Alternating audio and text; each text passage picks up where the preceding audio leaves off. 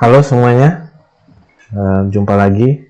Kali ini saya akan menyajikan sebuah pertandingan antara Grandmaster wanita bernama Anna Rudolph dengan VD rating 2325 melawan Grandmaster asal Prancis dengan rating 2623. Pertandingan ini dilaksanakan di Van Doper.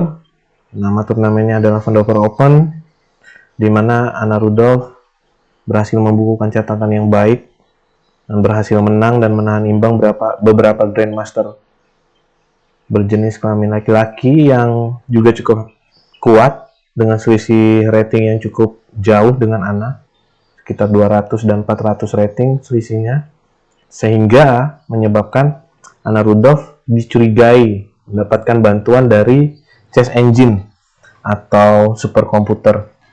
Tuduhannya, Anna Rudolph menggunakan chess engine yang terdapat di dalam lip balm atau lipstick. Cukup aneh ya, ada superkomputer di dalam lip balm atau lipstick, sedikit tidak masuk akal. Tapi nanti segala konfirmasinya akan saya share link di bawah di deskripsi agar teman-teman bisa lihat. Ada interview antara wartawan yang meliput turnamen saat itu dengan Anna Rudolph, juga dengan Christian Bauer, karena berita ataupun fakta tuduhan Anna Rudolph menggunakan chess engine ini sampai dibahas oleh New York Times juga, teman-teman. Nanti kita sambil bahas di dalam pertandingan juga. Oke, kita lihat pertandingannya. Di sini Christian Bauer membuka dengan B4. Kita kenal dengan bukaan Polandia atau Polish opening. Dijawab dengan E5 oleh hitam, mengambil center, menguasai center sesuai dengan prinsip catur.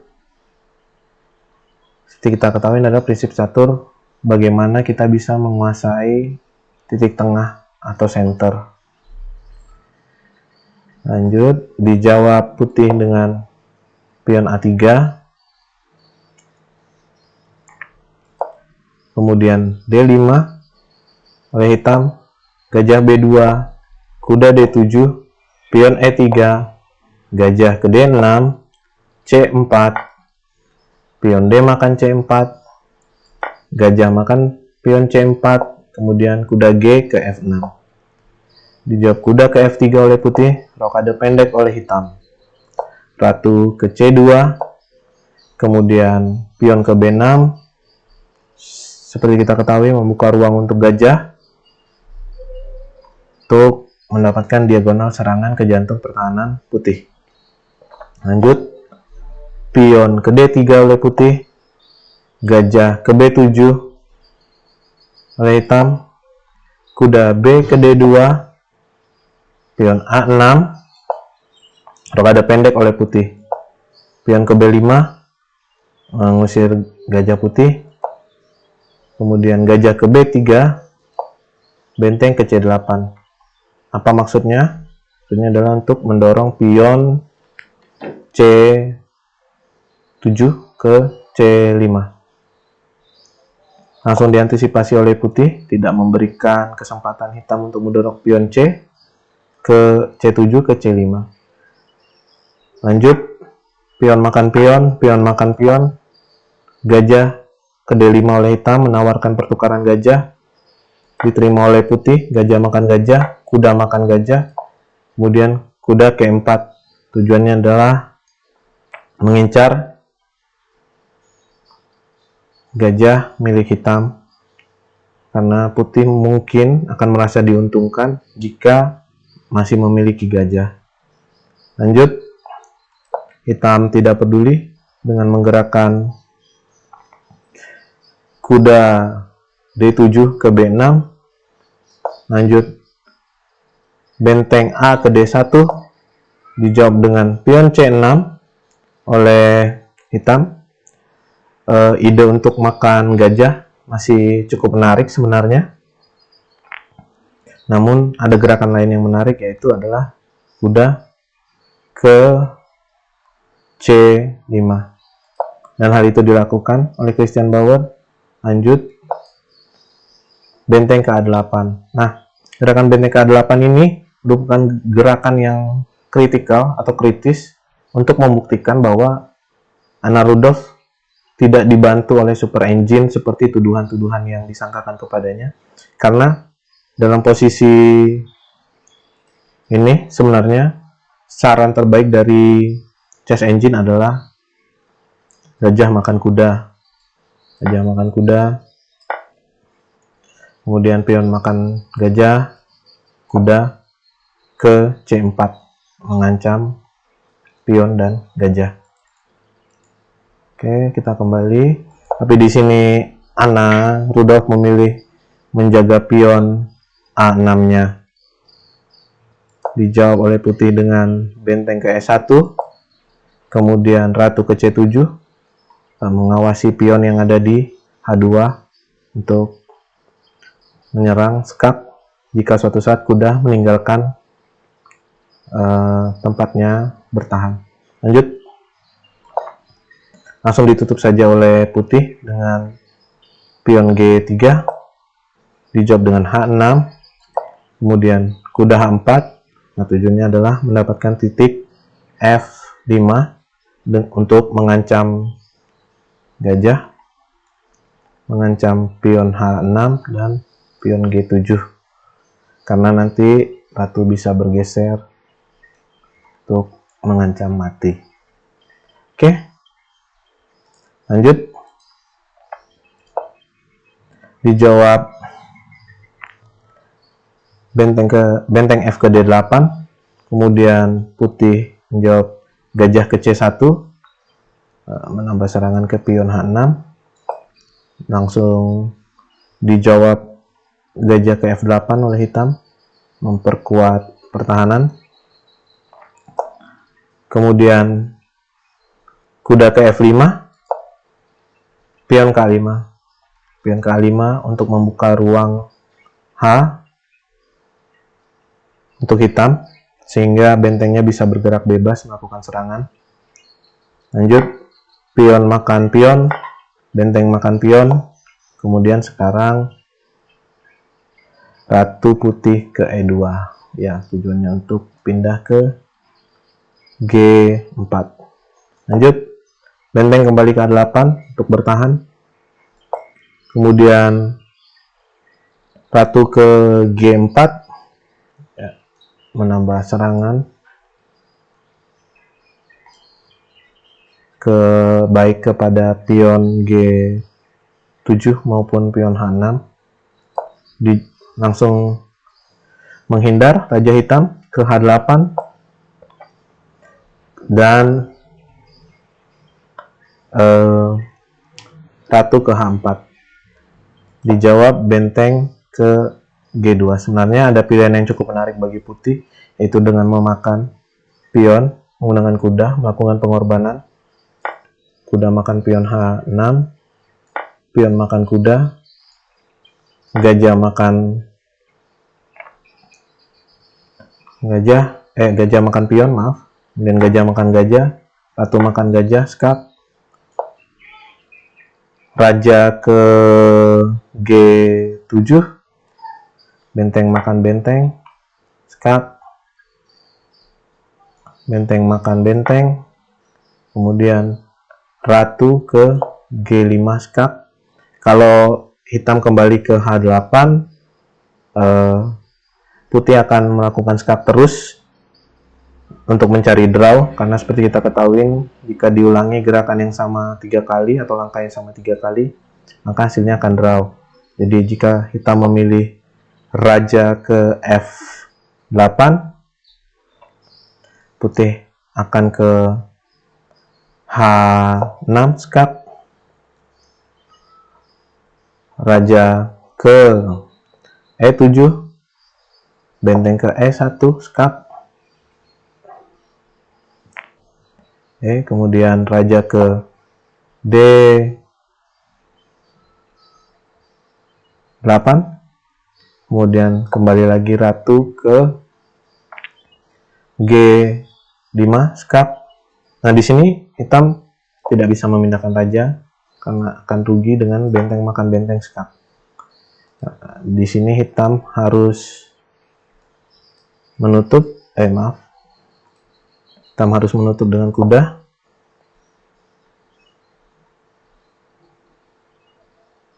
Karena kalau nutup dengan benteng tentu rugi. Ya, tidak mungkin tutup dengan ratu, tidak mungkin ditutup dengan ratu karena akan rugi.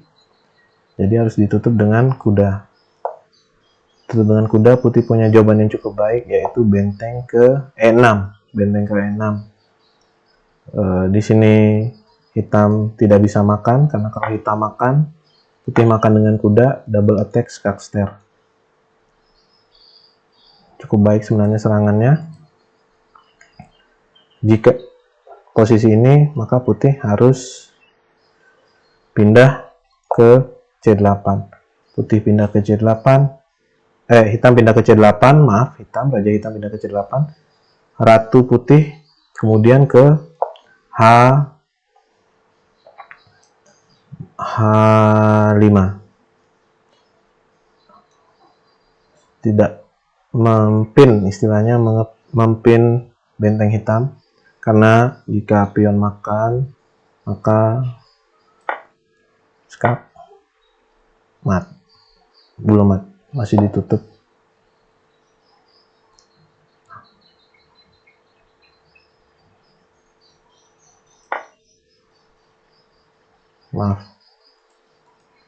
Akan rugi.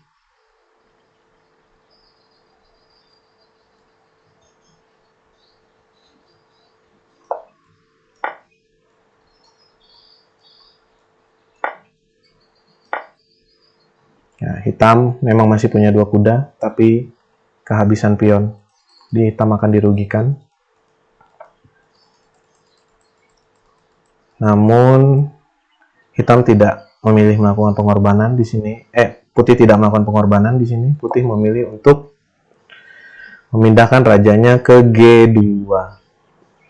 Dijawab hitam dengan ratu ke D8, menawarkan pertukaran. Ditolak oleh hitam dengan benteng makan benteng, ratu makan benteng. Kemudian ratu ke G4, masih berharap menekan pion G7 dan H6. Kemudian ditambah pertahanan oleh hitam dengan kuda ke F6, ster, ratu pindah ke F3, kemudian kuda B ke D5, G4, dan sekarang gajah memakan kuda yang ada di C5, pion makan gajah. Kemudian ratu hitam ke E4 menawarkan pertukaran, ditolak masih oleh putih dengan memajukan pion H3, raja ke G8. Sekarang baru putih mau melakukan pertukaran, kuda ke E4 dan gajah ke B2. Nah, di sini Christian Bauer dalam wawancara menyatakan bahwa gerakannya gajah ke B2 inilah yang menyebabkan kekalahan bagi dirinya. Karena seharusnya menurut Christian Bauer gerakan yang baik adalah kuda segera pindah ke ke D4, mengancam makan pion. Namun hitam memilih gerakan gajah ke B2, dijawab F6, memperkuat pertahanan sehingga tidak bisa diserang. Lanjut, kuda ke D4 mengincar pion, namun sedikit terlambat karena kuda hitam duluan memakan pion yang ada di C5. Dibiarkan saja pion oleh hitam dimakan oleh kuda. Kemudian kuda ke F4, skak. Raja ke F3, kuda F ke D3. Sini kuda saling menjaga, sangat kuat dan mengancam gajah milik hitam. Karena kita lihat satu-satunya pertahanan putih untuk pion A3 adalah gajahnya. Namun di sini gajah jika memindahkan gajahnya maka akan kehilangan pion A3, dan hitam masih memiliki pion bebas untuk dipromosikan di sayap menteri. Jadi ini gerakan yang bagus, karena kalau putih bergerak gajah ke C1 tentu langsung dimakan oleh kuda. Lanjut, gajah pindah ke D4, benteng makan, pion. Nah, di sini ada taktik yang cukup bagus juga, karena raja berada dalam satu garis dengan benteng. Jika dibuka nanti bisa skak dan mengancam benteng rugi. Sehingga putih langsung menutup dengan gajah ke E3. Pion ke B4 oleh hitam memaksimalkan keunggulan yang dimiliki, yaitu satu pion bebas untuk dipromosikan menjadi ratu. Kemudian benteng ke B1 mencoba mempertahankan jalur B, memperlambat ataupun menggagalkan rencana hitam untuk promosi. Kemudian kuda ke B4, pion ke B2, kuda ke C2, benteng ke C3, kuda ke D4, raja ke F7. Sekarang hitam membawa rajanya untuk melakukan serangan ataupun membantu promosi pionnya. Sini kita lihat sinergi kudanya sangat baik, menjaga kuda dan pion. Lanjut, kemudian raja ke E2, putih berusaha membawa rajanya juga untuk bertahan.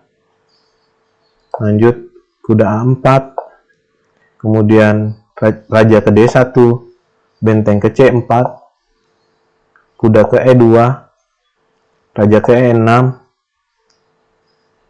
raja ke D2, kuda ke B4,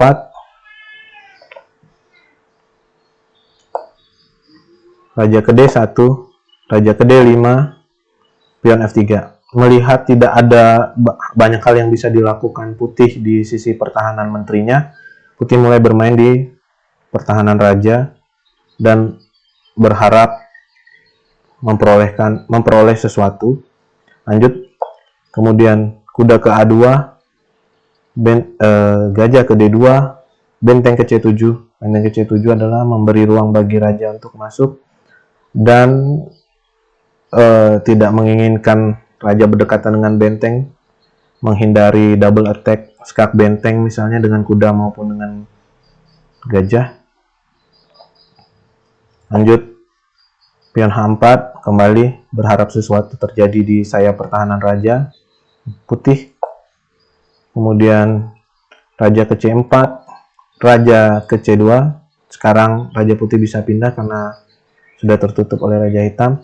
Namun ada gerakan yang langkah yang sangat menarik dari hitam, yaitu dengan kuda ke B4 skak.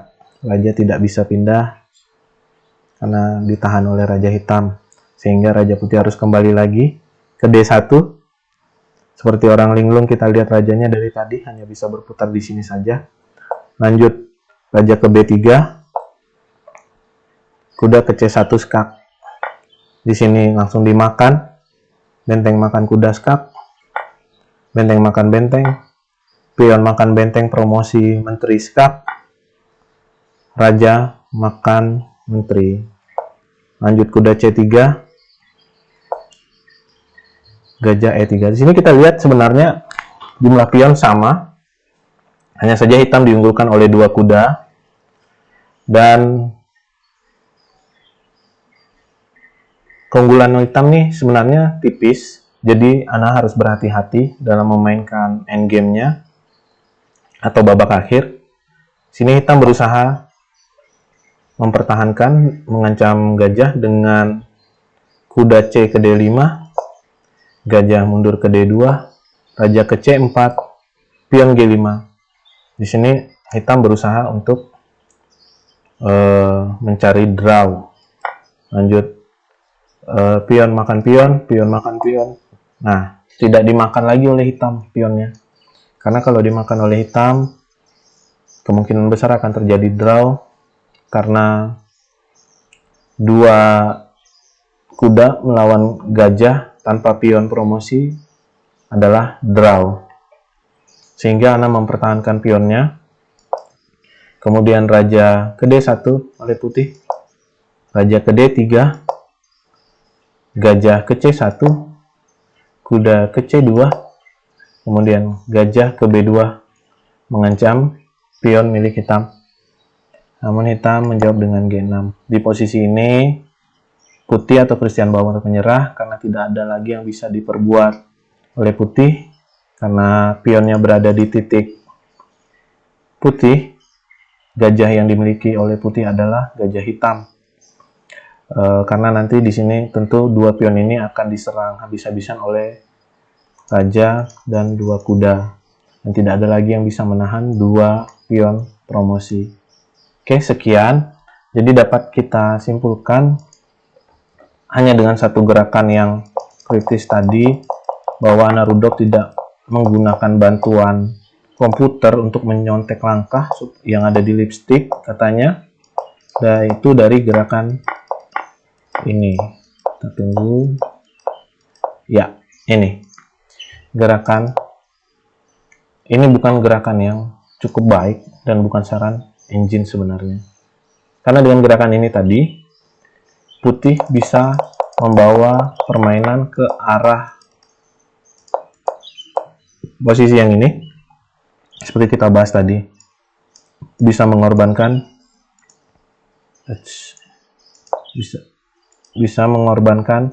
kudanya. Gimana ya? Oke, putih bisa mengorbankan kudanya seperti ini. Dan ini tentu akan menjadi keuntungan yang lebih bagi putih. Namun hitam memilih untuk mempertahankan pionnya tadi. Oke, sekian teman-teman. Terima kasih. Silahkan dibaca nanti mengenai perdebatan dan interview terkait contekan super engine atau komputer super yang ada di lipstick atau lip balm milik Anna Rudolph. Nanti saya share di deskripsi, silahkan dibaca-baca.